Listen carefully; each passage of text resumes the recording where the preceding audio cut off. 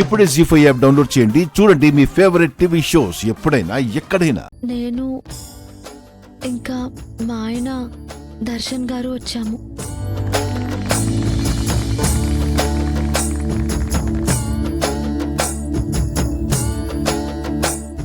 దీర్ఘ సుమంగళి భవ. మీ ఇద్దరు అమ్మా నాన్నలైపోయి మమ్మల్ని కూడా నానమ్మ తాతయ్యలు చేయాలరా.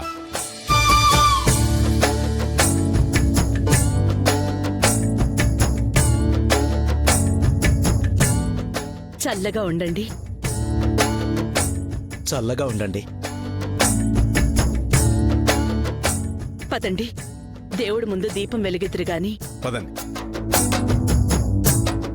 మాకు కూడా హారతిచ్చి లోపలికి ఆహ్వానిస్తే ఇద్దరం కలిసి ఒకేసారి పెడతామాంటీ దీపం.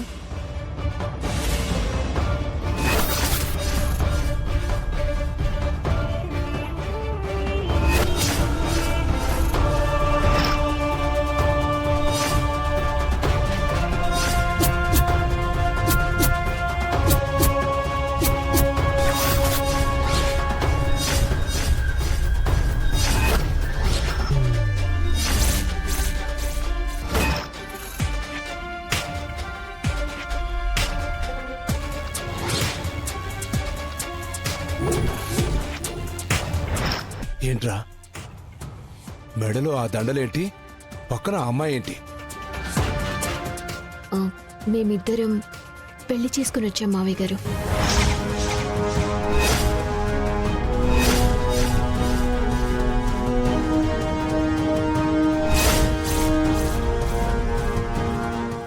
పెళ్ళా? రోహిత్, ఏంట్రా ఇది?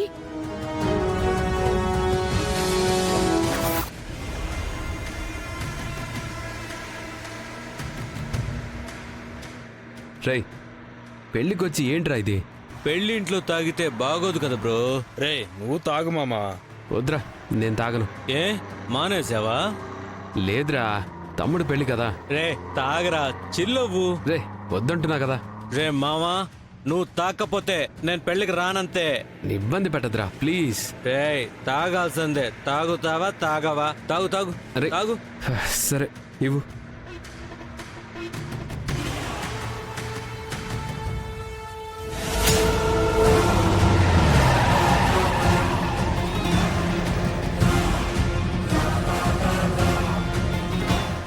అనన్య వచ్చిందేంటి?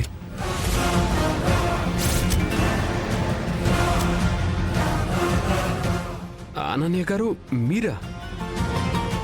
ఈవిడెవరో నీకు తెలుసా? మా తమ్ముడు చేసుకుంటున్న అమ్మాయికి అక్కరా తను. మరి పెళ్లిలో ఉండాల్సిన మీరు ఇక్కడున్నారేంటండి? చచ్చిపోవటానికి వెళ్తున్నానండి. అనుకోకుండా మీ కారుకి ఎదురు పడ్డాను. సారీ. ఒక్క క్షణం మీరు కళ్ళు మూసుకొని ఉంటుంటే నేను కళ్ళు మూసేదాన్ని. చచ్చిపోవాలనుకోవడం ఏంటండి? అంత కష్టమే వచ్చింది? వచ్చిందండి. నా జీవితానికి అర్థం లేకుండా పోయింది. అయినా నా సంగతి మీకెందుకులేండి.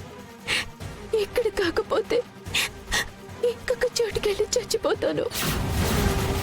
అవతల మీ తమ్ముడి పెళ్లి. మీరు బయలుదేరండి. మీ చెల్లి పెళ్లి అంటున్నారు, మరి మీరెందుకు చచ్చిపోవాలనుకుంటున్నారు?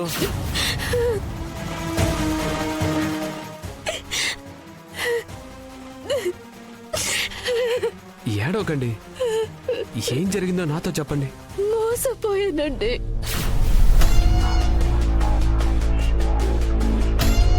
ఆనంద భైరవి గారంటే ఎలాంటి మనిషి అండి? ఆవిడ చాలా గ్రేట్ పర్సన్ అండి. అలాంటి గ్రేట్ పర్సనే మోసం చేశాక ఎలా బతకాలండి?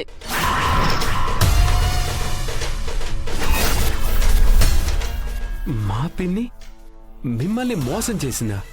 నమ్మరు కదా? నమ్మరు.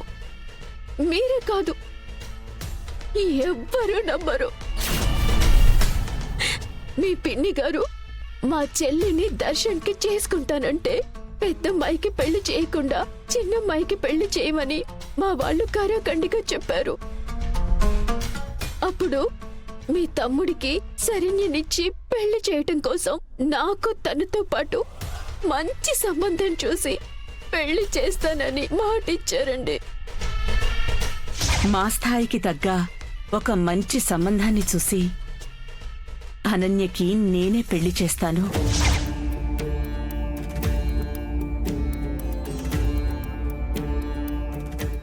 మా శరణ్యని తన ఇంటి కోడల్ని చేసుకొని ఆవిడ ఇష్టాన్ని నెరవేర్చుకుంటున్నారు.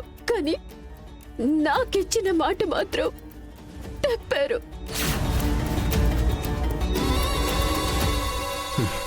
నేను నమ్మను. మా పిన్ని మాటిచ్చింది అంటే ప్రాణం పోయినా తప్పదు. అలాగే అనుకోండి, కానీ నేను చెప్తే నమ్మాల్సిన అవసరం మీకే ఉంది. ఇప్పుడంటే నన్ను చావకుండా ఆపగలిగారు, కానీ ప్రతి క్షణం నాతో పాటు ఉండి నేను చచ్చిపోకుండా ఆపగలరా? అక్కడ ఆ పెళ్లి జరిగేలోగా నేను చచ్చిపోవడం ఖాయమండి.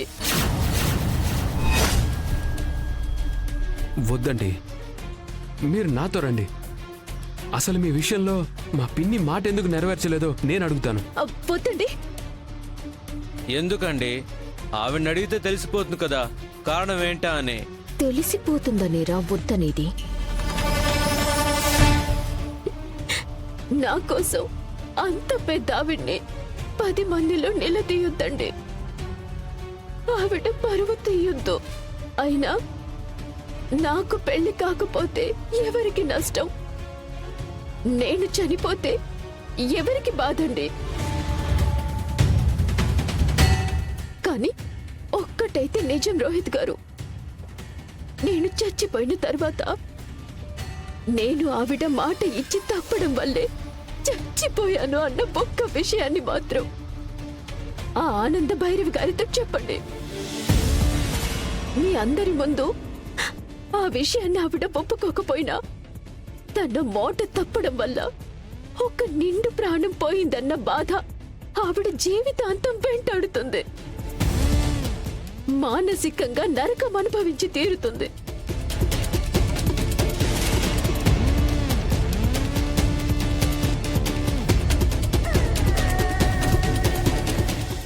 మాట తప్పని మనిషిగా, మచ్చలేని మనిషిగా మీ అందరి దృష్టిలో దేవత స్థానంలో ఉన్న మీ పిన్ని గారికి నా చావు ఒక మచ్చలాగా మిగిలిపోతుందండి.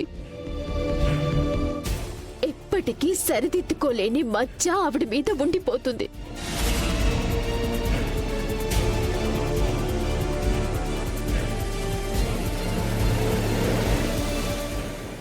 వస్తానండి, నేను చచ్చిపోతాను. ఆగండి, ఆగండి.